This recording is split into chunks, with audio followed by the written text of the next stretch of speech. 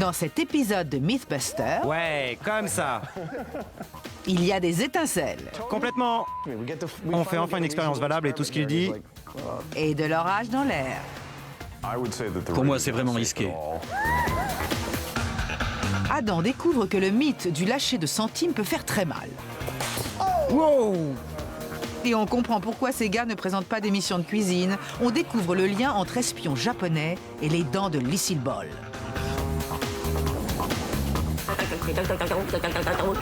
Comme du morse. Qui sont les chasseurs de mythes? Il me manque un sourcil? Adam Savage J'adore voir Adam se faire mal. et Jamie Heineman. J'adore les explosions.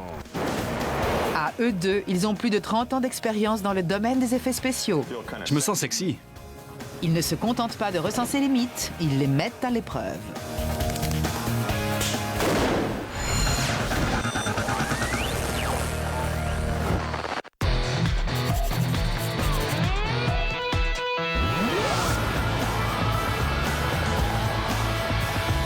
Ce mythe vient de la Grosse Pomme, New York. Plus précisément du sommet de l'Empire State Building. On dit que si on jette un centime d'une telle hauteur, la pièce descend si vite qu'elle s'enfonce dans le béton à l'arrivée. À moins qu'elle ne tue quelqu'un en lui tombant sur la tête. Lydia Ruth travaille ici depuis 18 ans. Elle connaît bien cette histoire. J'ai connu un vieux monsieur qui travaillait à l'accueil dès l'ouverture de l'immeuble à la fin des années 30 et il connaissait l'histoire. C'est l'un des mythes de l'immeuble. Jeter une pièce du haut de l'Empire State Building n'est pas si facile. De tels gratte-ciel comme celui-ci génèrent de violents courants d'air, des colonnes d'air extrêmement rapides.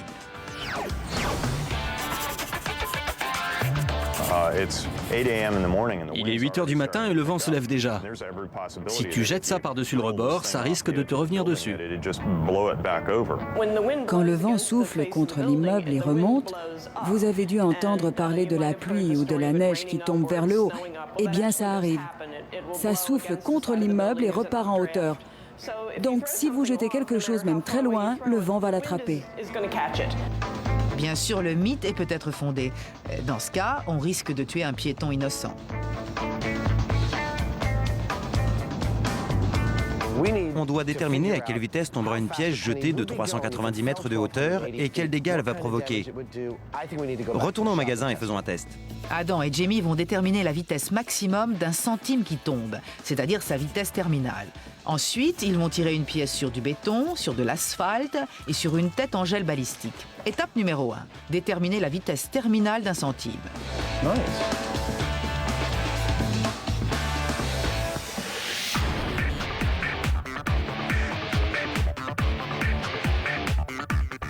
Nous savons que la vitesse maximum d'une personne est d'environ 200 km/h, mais celle d'une pièce est-elle similaire? Pour le savoir, nous avons convaincu Adam de sauter d'un avion.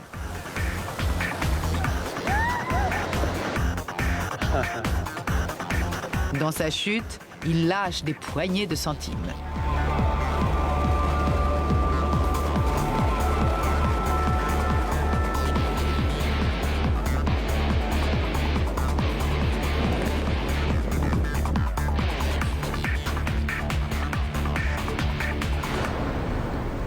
Bien joué. Comment c'était? C'était incroyable. Je n'avais jamais vécu ça. Tu aurais dû essayer. Qu'est-il arrivé aux centimes quand tu les as lâchés? Les pièces se sont échappées de mes mains. J'ai ouvert une main, puis l'autre, et elles ont été propulsées vers le ciel. Dans une main, elles ont plané une seconde, comme un gargouillis, des bulles d'air, un vortex. À part ça, j'allais beaucoup plus vite qu'elles. Je veux le refaire. C'était impressionnant.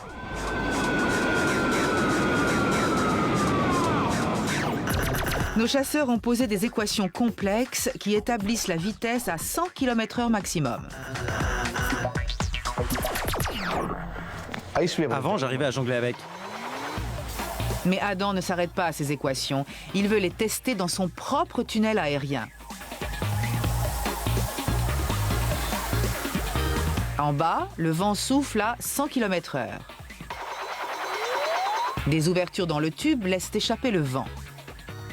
Au sommet, le vent ne souffle plus qu'à 50 km/h. Si la pièce reste dans le tube, les équations sont justes. Bravo! Si seulement Jamie était aussi enthousiaste. Ça rejoint les calculs, les savantes équations qui donnent la vitesse. On devrait imaginer un scénario plus dangereux, une vitesse de 105 km/h. D'accord, ça me va. Ça, c'est Jamie excité. Ouais. Une première mondiale. La vitesse maximale d'une pièce vient d'être démontrée à la télévision. Sans calcul, sans théorie, sans mesure au pied d'un immeuble, entièrement réalisé en labo. Super, bon boulot.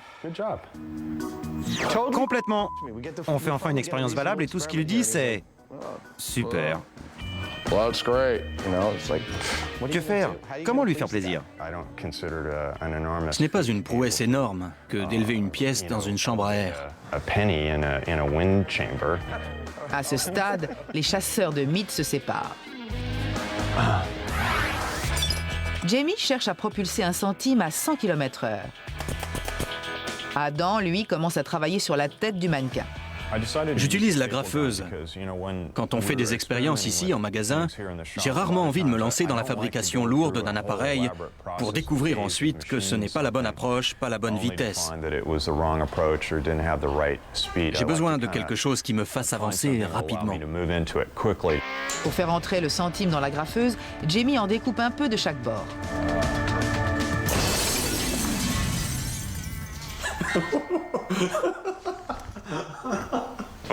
Oups.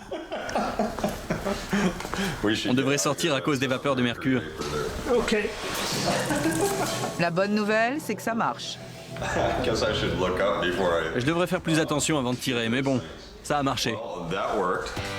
Ensuite, Jamie doit mesurer la vitesse de la pièce. On a pris une agrafeuse comme il en existe chez tout menuisier. On la place devant un tableau qui va mesurer la vitesse de la pièce. On a un bloc de béton et une caméra ultra rapide. On a modifié cette agrafeuse pour y faire entrer le centime. On le tire et on enregistre sa vitesse. On va voir si la pièce de Jamie peut atteindre la vitesse maximale. La graffeuse modifiée va tirer la pièce à 1 mètre du bloc de béton.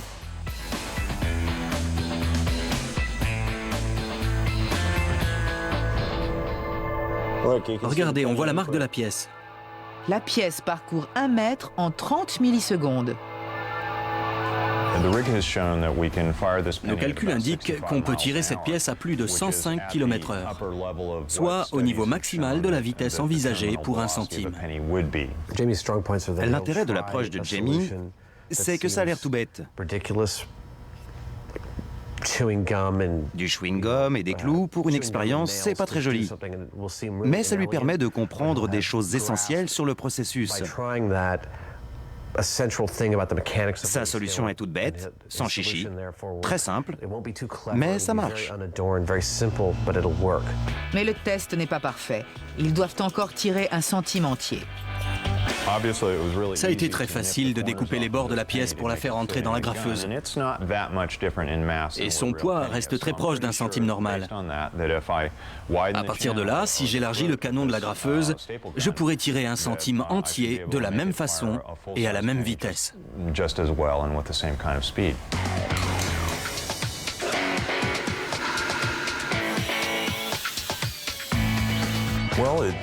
Eh bien, ça n'a pas demandé trop de travail. Et voilà, un fusil à centime grande vitesse. Un fusil à vitesse terminale. Pendant ce temps, le moral de Adam baisse. Ah zut!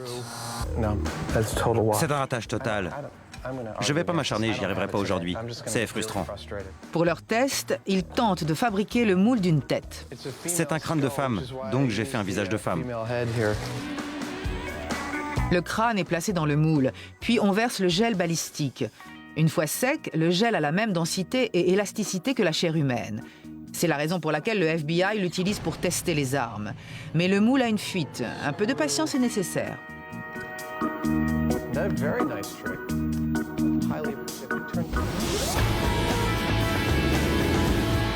La plupart des pièces jetées du haut de l'Empire State Building ne vont pas très loin. Elles finissent ici. 5 étages plus bas, au 81e étage. Cela prouve en tout cas que beaucoup de gens ont testé le mythe. Bien que le mythe perdure, les gens se permettent de le tester. Ils n'arrêtent pas et ça m'effraie, car s'ils estiment qu'une pièce peut tuer quelqu'un, où ont-ils la tête? Il semble que de nombreux mythes liés au centime aient toujours eu cours. Les centimes ont longtemps été associés à la chance, cette fois-ci au mauvais sort, mais normalement à la bonne fortune. Si vous trouvez un centime, ramassez-le et la chance vous sourira toute la journée. Si vous ne ramassez pas un centime, vous perdrez $1. Si vous trouvez une pièce côté face, c'est vraiment de la chance et il faut l'emporter avec soi comme un talisman. Une jeune mariée doit toujours avoir un centime dans sa chaussure et après la noce, faire un bijou de cette pièce, un pendentif ou un bracelet par exemple. De retour au magasin, le fusil à centimes est prêt à tirer. Ah mon Dieu, l'impact est vraiment gros. T'es sûr qu'il s'agit de 103 km/h? 103,6. Bien entendu, il veut tirer à son tour, avec un commentaire pathétique. Adam, mets un penny dans l'arme fatale. Cette fois, le centime est lancé sur un bloc d'asphalte. Le centime rebondit carrément. Le test prouve donc qu'une pièce à vitesse terminale ne peut pas rentrer dans le béton ni dans l'asphalte. Mais qu'en est-il de la peau et des os? Rappelez-vous que le mythe évoque un centime brisant la tête d'une personne. Voici Norma, la poupée balistique de Adam. Le crâne de Norma va recevoir le choc total d'une pièce lancée à pleine vitesse. Lumière. Joli coup. Éteint. La pièce a pénétré la fine couche de gel balistique, mais le crâne est intact. Prêt pour le test final? On l'a déjà essayé sur tout ce qu'on avait. Tu veux essayer de la recevoir dans ta main? La pièce laisse une empreinte sur le béton. Donc, j'hésite un peu à la prendre dans la main. Mais les chasseurs de mythes veulent absolument connaître l'effet produit par une pièce qui frappe la peau humaine. Des volontaires? Je le fais. Mais tu le feras aussi, sinon t'es une mauviette. D'accord, toi en premier. Ok. T'es un dégonflé. Je t'en foutrais. Un centime pour connaître les pensées de Adam? J'ai peur. Ok. 3, 2, 1. Oh! Ça n'a pas fait si mal. Laisse-moi réessayer. Ça a l'air bien. Prêt? Prêt, Adam? Quand tu veux. Ok. 3, 2... Ah! Tu m'as tiré exactement au même endroit. Ça ne faisait pas si mal, mais maintenant si. Pauvre bébé. Ça gonfle, on dirait. Ouais. Ça brûle, mais il n'y a ni marque ni plaie. J'ai toujours aimé voir Adam souffrir. Je ne sais pas pourquoi. Ok, Heinemann. T'es prêt? Adam va pouvoir prendre sa revanche. Vas-y. Complètement à côté. Je l'ai senti sur mon poignet. Cela reste peu concluant. Une cible plus large est peut-être nécessaire. Tire-moi dans les fesses. Vas-y, ça va aller. Oh, ça fait mal. Aïe. Oh man! Oh! T'as dit que je pouvais. Oui, j'étais paré aux conséquences.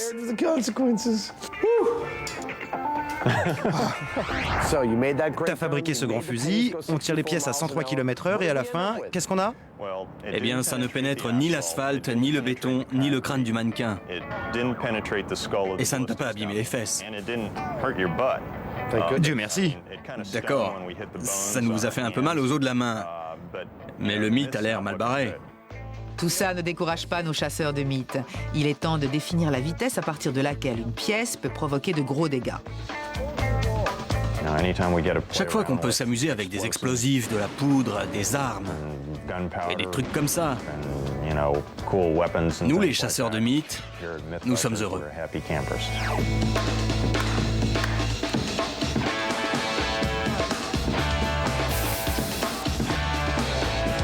Adam transforme un fusil grande puissance afin qu'il puisse tirer un centime. Attention, je tire un coup pour voir. La pièce va être tirée d'un compartiment en aluminium fixé au canon. Le fusil sera chargé à blanc. Une fois le coup tiré, les gaz de la cartouche propulseront la pièce à la vitesse d'une vraie balle. C'est un plan audacieux et mortellement dangereux. Jamie est loin d'être convaincu. Pour moi, c'est vraiment risqué. Il y a des risques importants d'explosion. Soit le canon va exploser, soit tout ce qui compose l'avant et qu'Adam a trafiqué va être arraché du fusil. En dépit des craintes de Jamie, Adam s'entête. Ok, je tire. 3, 2, 1... Ça a l'air d'avoir marché merveilleusement. Regarde la marque. On voit bien l'impact. Le centime a quitté la gueule du canon à près de 3 fois la vitesse du son. La caméra donne un résultat de plus de 914 mètres par seconde. C'est comme une balle. C'est la vitesse d'une balle. Mais la pièce ne s'est toujours pas fichée dans le bloc. Où est la pièce? Voilà un centime bel et bien dépensé. Les dessins sur le dessus ont été aplatis. Ça a marché à merveille. Et Jamie est obligé de le reconnaître. Ouais, bravo Adam. Merci. Je n'aimerais pas être atteint par ça. 1 centime de perdu et un autre pour la route. Même à une vitesse supersonique, un centime de 2,5 grammes n'a pas une énergie cinétique suffisante pour entrer dans le béton. Ou l'os. À la différence d'une balle réelle qui, ici, est faite de 10 grammes de plomb.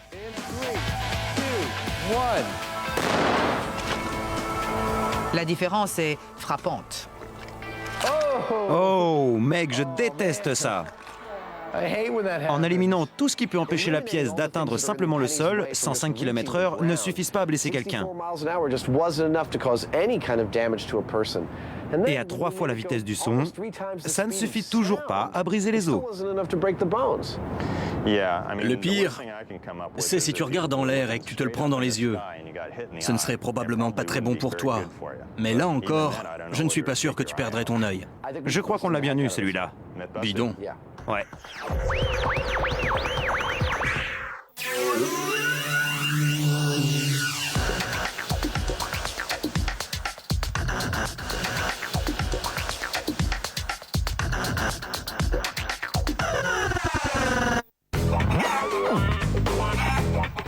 C'est vraiment dégoûtant. Mais qu'est-ce que c'est que ce truc? Des poulets sous une lampe à bronzer? Quel mythe pourra se résoudre à coups de volaille?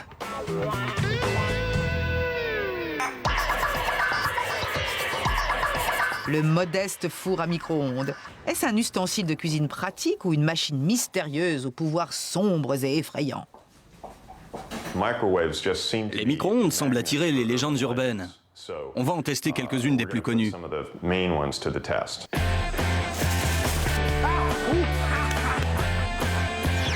Oh la vache!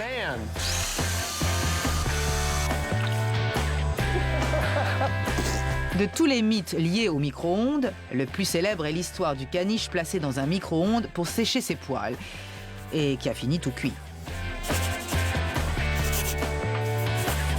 Voici Jazzy, un caniche de concours âgé de 2 ans. On bichonne Jazzy pour son intervention auprès des chasseurs de mythes. On le retrouve tout à l'heure pour voir où il en est. En attendant, ça chauffe du côté du mythe micro-ondes numéro 1. Des millions de gens bronzent en intérieur. Ces dernières années, une histoire de micro-ondes s'est répandue comme une traînée de poudre. As-tu entendu parler de la cabine à bronzer qui a rôti les organes d'une jeune mariée? Oh oui. Une femme se prépare pour le grand jour et décide qu'elle sera superbe dans sa robe si elle est bien bronzée. Elle se rend dans un institut de bronzage, mais regrette qu'on ne puisse se faire bronzer qu'une demi-heure maximum par jour. Elle se rend donc dans plusieurs endroits à la fois et bronze ainsi plusieurs heures par jour. Après quelques jours de ce traitement, son mari lui dit « Chérie, tu sens bizarre. » Elle prend une douche. « Tu sens toujours bizarre. » Elle va chez le docteur qui procède à une série de tests et découvre que ses organes internes ont cuit et qu'elle n'a plus que 2 semaines à vivre. Un mythe terrible. Résistera-t-il au projecteur? Combien de versions de l'histoire avez-vous entendues en quelques années? On entend une version différente tous les mois depuis 4 ans que je suis dans ce secteur. Vous gardez une trace des histoires que vous entendez? Oui, et c'est très intéressant. On les entend partout, même dans les endroits les plus reculés. Mais ça se rapporte toujours à la théorie du micro-ondes. Une cabine à bronzer peut-elle faire l'effet d'un micro-ondes? Une exposition prolongée grillera-t-elle le pancréas au lieu de produire un bronzage doré? Comment tester ce mythe? Le plus simple serait que Adam et Jamie se déshabillent puis se soumettent aux rayons artificiels. Mais ont-ils l'air de types qui aiment se faire bronzer? Non, ça se voit que je ne bronze pas. Pas du tout. C'est pour ça que j'ai toujours ces lunettes de soleil. Ce qui nous explique pourquoi ces poulets arrivent du supermarché. Ils vont bénéficier de 4 séances d'affilée et nous verrons ensuite s'ils sont comestibles. C'est un des trucs les plus bizarres qu'on ait jamais fait. Mettre un poulet mort dans une cabine à bronzer.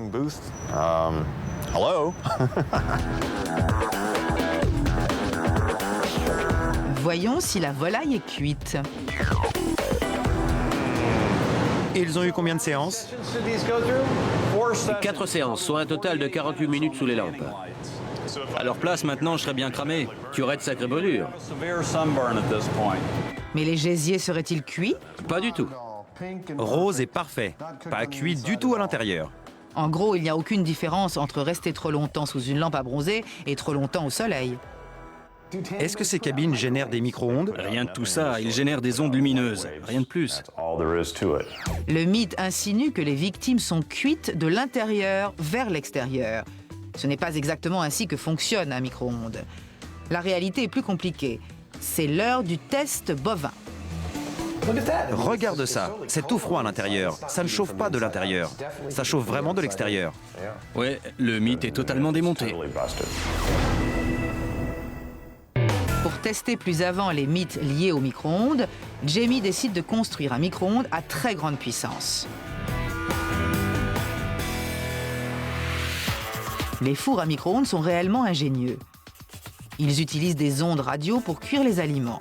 Un appareil appelé magnétron génère des ondes radio à une certaine fréquence, qui a pour effet de faire vibrer les molécules d'eau des aliments. Ce mouvement moléculaire entraîne une friction, donc de la chaleur, qui cuit les aliments.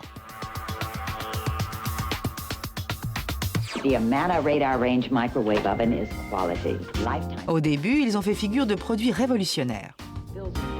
Holds a family-sized turkey. 675 watts of cooking power means faster cooking than most other microwave ovens. Uses 50 to 75% less energy than a conventional electric range. 5 and 30-minute timers with automatic defrost cycle. Jamie recherche un four dans le goût des chasseurs de mythes. Ce qui m'intéresse avant tout, c'est la puissance. Aujourd'hui, les fours à micro-ondes font en moyenne 1100 watts. Mais ça peut varier en plus ou en moins. C'est pour combien de personnes? Pour une émission de télé super bizarre. Juste une seule? Est-ce l'âme du four à micro-ondes? Ou son cœur. C'est un petit récepteur radio qu'on met là, et le courant se transforme en micro-ondes.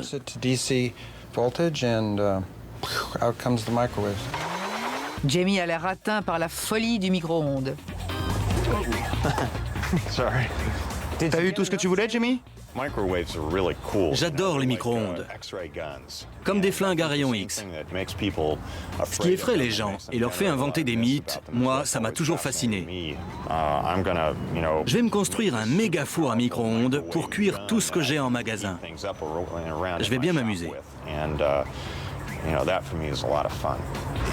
Je crois qu'il veut démonter ses fours et s'en construire un énorme. Je ne sais pas s'il a prévu des protections. En tout cas, moi, j'ai pas envie d'être au même endroit à ce moment-là. De retour à l'atelier, c'est l'heure de tester le mythe numéro 2. Cuire du métal ferait exploser les micro-ondes. Tu sais, une fois j'avais mis une tasse avec une cuillère au micro-ondes. Mon colocataire n'a plus jamais voulu utiliser le four. Il m'en a fait acheter un autre. C'est ce genre d'idée reçue que je veux balayer, en tant que chasseur de mythes. Ouais! Adam et Jamie vont cuire au micro-ondes divers objets métalliques. Au cas où un accident se produirait, ils vont se protéger derrière un bouclier pare-balles.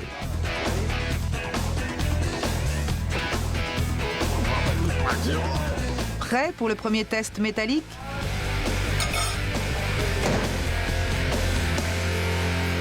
Rien ne se produit. La cuillère y est restée 2 minutes et je n'ai rien remarqué. Éteint? Enfin, je veux dire, la cuillère est brûlante. Elle est brûlante, mais ça n'a rien changé. Elle n'est pas tordue, elle n'a pas vibré ou quoi que ce soit. Autre chose du tiroir à vaisselle, peut-être? Une fourchette dans le micro-ondes. Peut-être que les dents pointues vont faire des étincelles. Absolument rien. Un mythe raconte qu'une feuille d'aluminium froissée dans un récipient peut avoir des effets intéressants. Génial! Ça fait un peu Star Trek. C'est vraiment beau. Le micro-ondes produit une charge électrique dans le métal. Froisser la feuille permet aux étincelles de circuler entre les fronces. Jamie recommence, cette fois en pliant la feuille en accordéon. Waouh! Heinemann et sa technique précognitive. Regarde ça! C'est super. T'es génial. Spectaculaire, oui, mais explosif, non. Quoi qu'il en soit, ce n'est pas à essayer à la maison. Le métal au micro-ondes, vrai ou faux? Faux. Sauf dans le cas d'un objet métallique qui touche les parois du micro-ondes, ce qui peut créer une interférence électrique avec le magnétron et réduire sa durée de vie. Voilà 2 mythes réduits à néant. À présent, que fait Jamie? Est-ce qu'il a toute sa tête? Jamie a récupéré les magnétrons de 4 micro-ondes. On dirait qu'il veut vraiment construire son super four à micro-ondes. Un micro-ondes. On sait maintenant que le métal ne transformera pas votre micro-ondes en bombe. Mais Jamie et Adam vont à présent se pencher sur une histoire de micro-ondes potentiellement mortelle.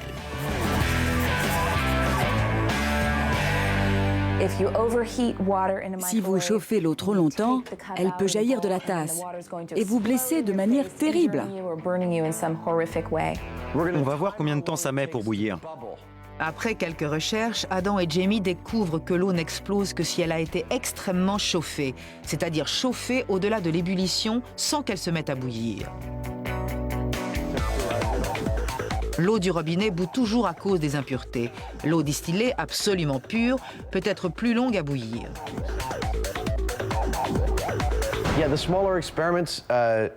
Les expériences les plus simples ont l'air faciles. On les fait sur la table. Il y a peu de variables, mais presque toujours, elles s'avèrent complexes et peu probantes.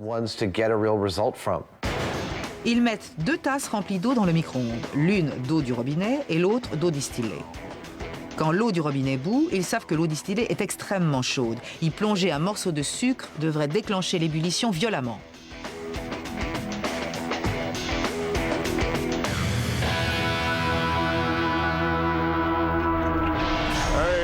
Hey, spectaculaire!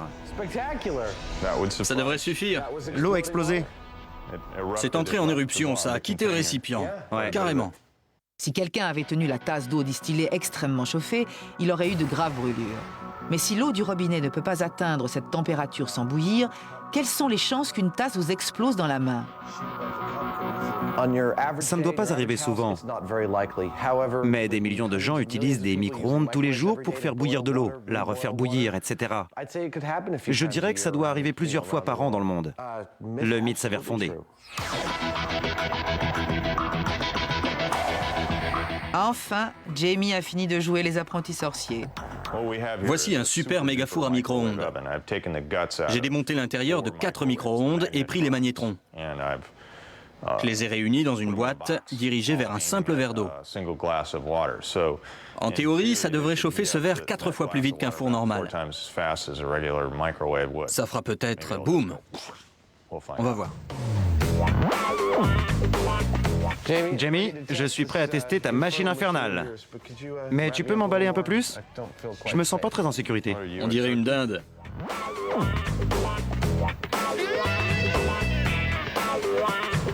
Je ne dirais pas que Jamie est un fou génial. Ceci peut s'avérer un piège infernal. Il n'est peut-être ni fou, ni génial, mais... C'est le moment de tester le méga micro-ondes. Plus que 30 secondes. Jamie appuie sur le bouton. On entend un drôle de bruit dans la pièce. Ma montre s'est arrêtée, je vais lui donner juste quelques... Mais que diable se passe-t-il dans cette boîte en métal? On va mesurer la température.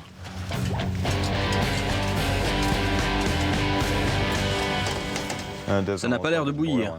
Non, en fait, ça fait 66 degrés. Tu as construit un frigo?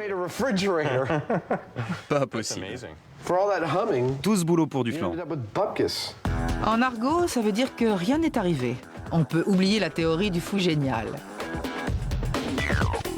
Et maintenant, le dernier des mythes. Le caniche dans le micro-ondes. Le moment de vérité pour notre invité, Jazzy, qui a été pomponné à la perfection. Il y a des choses que même nous, les chasseurs de mythes, refusons de faire. Et en voici une. On ne mettra jamais un caniche dans un micro-ondes. Ça sécherait peut-être ses poils, mais ça le tuerait. Hélas pour les téléspectateurs, ce mythe-là restera une légende.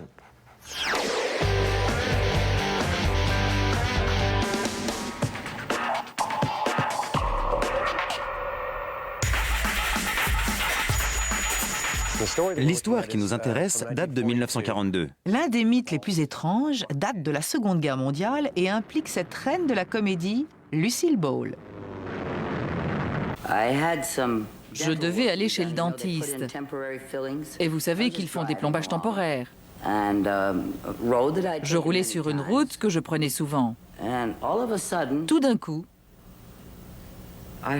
j'ai entendu de la musique. Mais c'était très très fort. J'ai voulu éteindre ma radio, mais elle n'était pas allumée. La musique était de plus en plus forte et elle venait en fait de ma bouche. Ça me cassait les oreilles. J'entendais la musique et tout, j'ai reconnu la musique. Le lendemain matin, le grand comique Buster Keaton avança une explication. Il m'a dit, « Tu étais dans quelle rue? Moore Park? » « Oui. »« Tu es passé près de la radio et tu l'as capté. Tu as des plombages? » »« Oui. »« Tu t'es tout pris dans les dents. » J'avais qu'une envie, c'était de repasser par là. Un défi à se mettre entre les dents pour Adam et Jamie. Est-il possible de capter la radio à travers ces plombages? Il nous faut un crâne. 2 dents du crâne vont recevoir des plombages différents. L'un en or, l'autre en amalgame. Et il nous faudra bien sûr un émetteur radio. L'émetteur va propager des ondes radio à proximité des dents. Un voltmètre mesurera l'activité électrique dans les plombages. Allons-y. Ok. Première question. Où trouver facilement un crâne? Le numéro de l'ossuaire, le numéro de l'école de médecine, le numéro de l'école dentaire. Je cherche un crâne humain. Vous en avez un, les gars? À louer? Oui. Trouver un crâne est déjà difficile. En trouver un avec des plombages est une autre affaire. Vous en avez un avec des plombages? Donc, vous n'en avez pas avec des plombages pour l'instant.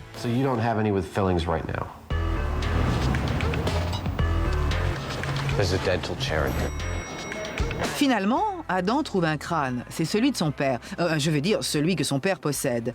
Étape suivante, quelques travaux dentaires. Bonjour, docteur.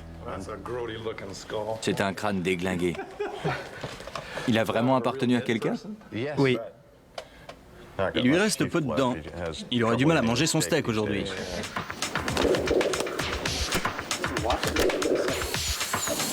Il a un petit nom? Ses dents sont desséchées. Ça sent comme d'habitude. J'ai 7000 patients et j'exerce depuis 30 ans. De toute ma carrière, personne ne s'est jamais plaint de capter la radio par ses plombages.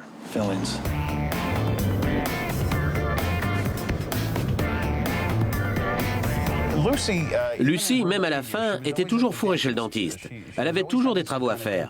Elle ne devait pas avoir de très bonnes dents. Si quelqu'un s'y connaît en la matière, c'est bien Jim Brochu, son ami intime, biographe non autorisé et l'un des derniers à l'avoir fréquenté.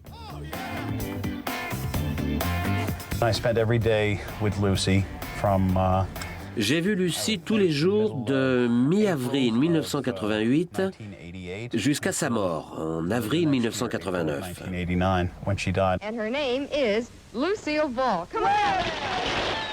Si ses dents n'étaient pas très bonnes, Jim assure que sa tête fonctionnait bien. Lucy n'était pas folle. Elle n'entendait pas des voix et ne croyait pas au surnaturel. Okay, don't be ridiculous. Well, you just met me.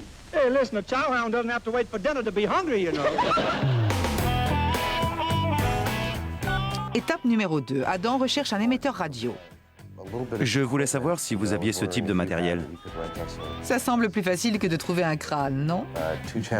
2 oscilloscopes, un générateur ondulatoire. Faux. On dirait que ces gars de la radio ne sont pas sur la même longueur d'onde que Adam. Il ne savait même pas ce qu'est un générateur ondulatoire. Il t'a foutu en rogne, non?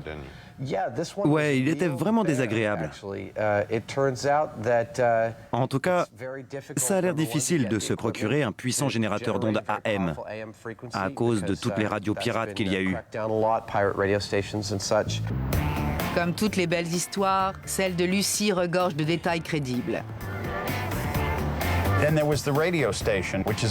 Il y avait cette station de radio de 50 000 watts.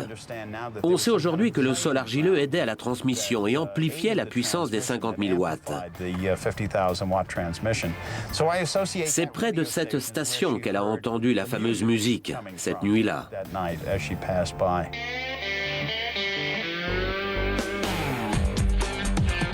La recherche de matériel insaisissable de Adam avance. Le marché aux puces de San Francisco est une institution, un paradis pour les passionnés d'électronique. S'il ne trouve rien ici, il ne trouvera jamais.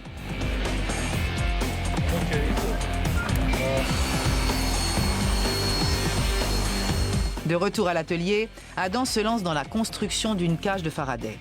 Pendant le test, elle protégera le crâne des interférences extérieures. La cage de Faraday est comme une masse absorbante. Elle empêche les ondes radio d'accéder au dispositif pour isoler ce test de toute interférence.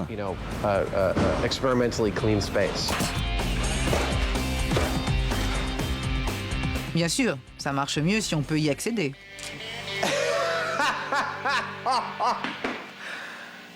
J'ai fermé la porte de l'intérieur. Bon. Voici ma cage de Faraday. Voyons voir. Le téléphone ne capte pas. Aucun signal. Il est vrai que si les plombs de Lucy étaient de métaux différents, ils ont pu faire l'effet d'une diode. Une diode est à la base des premiers postes à galène. Pendant la guerre, dans leurs abris, les soldats ont construit des radios sur ce modèle élémentaire d'une diode formée par le contact d'une lame de rasoir et d'une mine de crayon. 2 métaux différents se combinent pour capter une fréquence radio.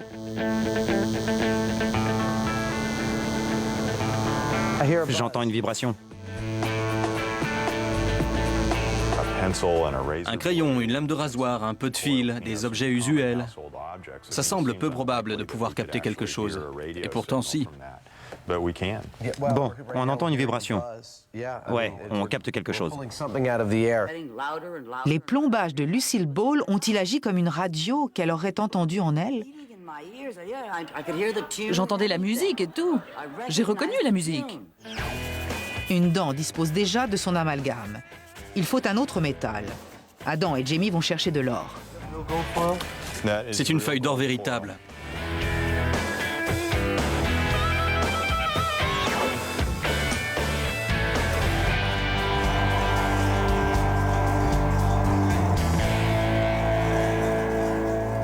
Les dents sont placées dans la cage de Faraday, aux côtés d'une antenne bricolée à partir d'un cylindre de carton et d'un fil de cuivre isolé. 2 sondes dans les plombages enregistreront les changements de voltage. On va envoyer un signal radio AM et on va voir sur ce voltmètre ce que génèrent les dents. Frank Haussmann a plus de 20 ans d'expérience en électronique et en informatique. Il a accepté de devenir un chasseur de mythes honoris causa, juste pour une journée. J'envoie le champ magnétique, mais pas de changement dans les dents. Diverses fréquences radio sont dirigées vers la cage de Faraday, mais le voltmètre ne scille pas. Donc les autres dents auraient dû créer un effet diode, ce qui permet de capter la radio. Exact. On n'a pas observé de changement dans le voltage. Dans ce test, les plombages n'ont pas agi comme récepteurs. Même si c'est arrivé à Lucie, comment a-t-elle pu reconnaître là un programme radiophonique?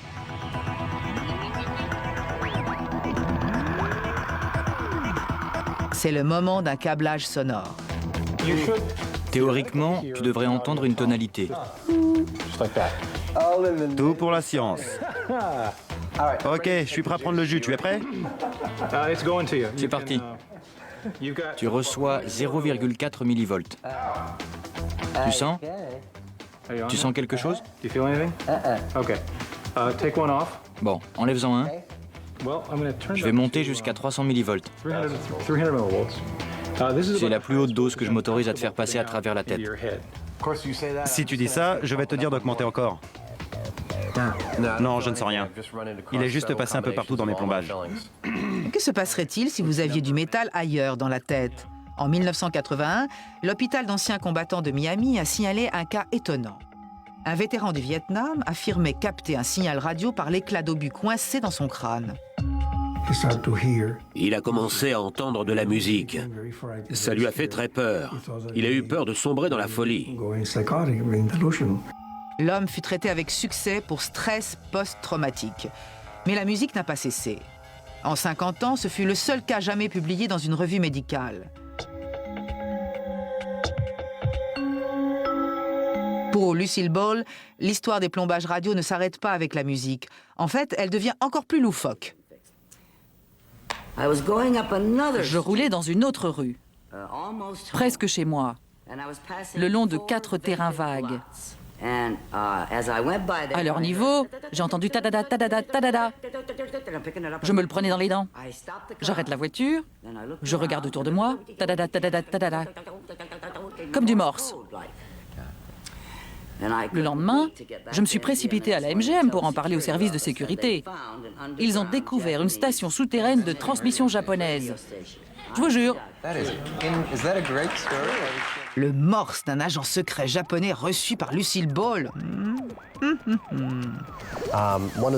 Il peut se produire une réaction galvanique,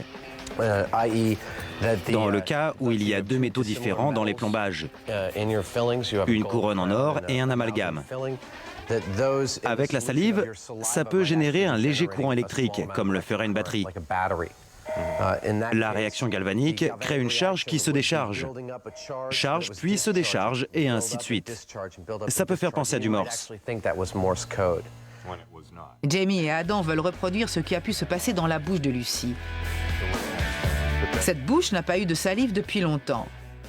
Adam et Jamie plongent les dents dans du vinaigre, un excellent conducteur du fait de son acidité. Ça devrait suffire pour créer une résistance galvanique. Je plonge les dents tout en laissant le métal un peu surplombé. Bon, on va installer des capteurs. Bon, tout est bien en contact. Adam et Jamie savent que l'attaque japonaise de Pearl Harbor a forcé les États-Unis à entrer en guerre. C'est après qu'ils aient expulsé les Japonais de Californie et malheureusement internés dans des camps. La peur d'une invasion japonaise déclencha une vaste paranoïa.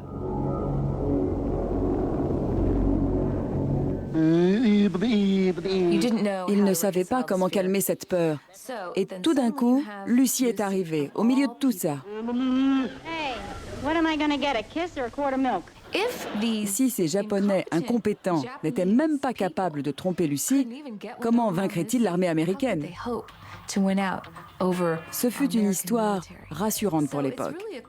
Ça dit clairement qu'ils ne pouvaient pas gagner. Bon, ça me va.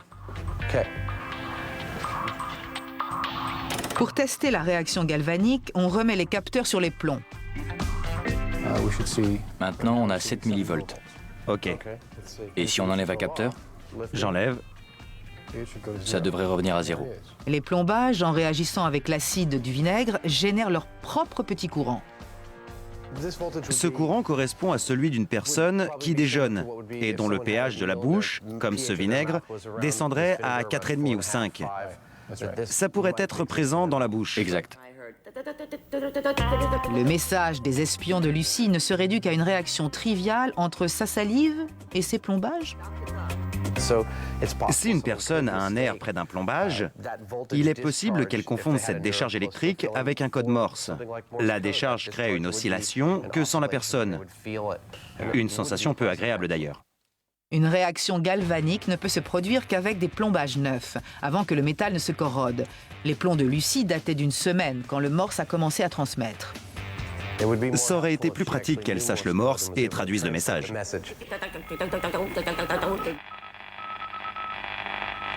Le mythe est-il vrai ou faux?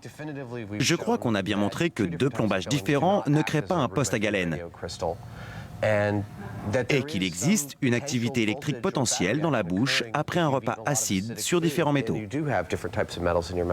Démonté. OK, démonté. Très bien. En 1994, 5 ans après sa mort, le FBI a rendu public le dossier de Lucille Ball. Son rôle dans le démantèlement d'un réseau japonais n'est pas évoqué. Le professeur Rusty Capps, ancien expert du FBI, a étudié l'affaire. Si ça avait été vrai, je ne vois pas pourquoi ça n'aurait pas été largement diffusé. Rappelez-vous que le FBI, comme tout service de police et de contre-espionnage, a une doctrine de base. Si ce n'est pas écrit, ce n'est pas arrivé. Je suis sûr qu'elle a pensé à sa carrière. Elle a dû se dire « Je suis une actrice, mais si je deviens une héroïne de guerre, si je contribue à l'effort de guerre, ça fera grimper ma cote. » Je ne sais pas si on a beaucoup parlé de cette histoire sur le moment. Je sais qu'il y a eu ensuite un show à Broadway, Quelque chose pour nos braves, avec son ami Ethel Merman. Une partie de l'histoire des plombages de Lucy a été incorporée à la comédie musicale. Je ne vois pas pourquoi Lucy aurait inventé cette histoire. Elle avait une vie très riche, pleine d'histoires passionnantes, et elle n'avait pas besoin d'en inventer. Merci, Lucy. Tout le plaisir était pour moi.